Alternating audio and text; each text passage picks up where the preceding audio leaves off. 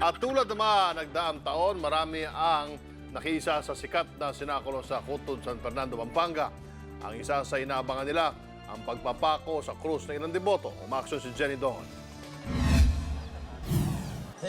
Mahigit 30,000 deboto ang dumagsa sa taon ng pagpapapako sa krus sa Barrio Kutod, San Fernando, Pampanga noong Biyernes Santo.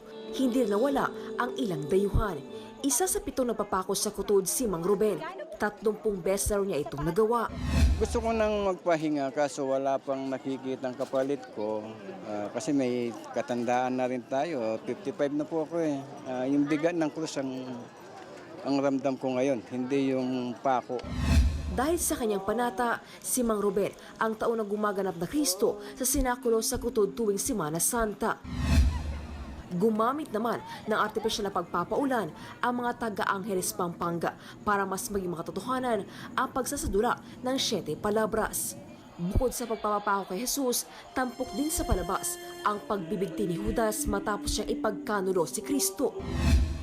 Higit 700,000 deboto naman ang nagtungo sa groto ng Our Lady of Lourdes Basilica sa San Jose del Monte, Bulacan.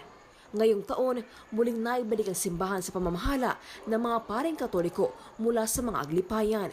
Last year po ay mababa po ang turnout ng mga believers, mga nananampalataya sapagkat nabago po ang pamamahala dito sa grotto na dati ay aglipayan, ngayon po ay Catholic na po ulit. Kaya po nakakabigla din po ang pagdagsa ng tao. At tulad ng mga nakaraang taon, marami ang muli naglakad ng nakayapak at nagpalipas dito ng magdamag. Tulad ng groto sa Bulacan, marami rin ang bumisita sa simbahan ng Antipolo para magbisita iglesia.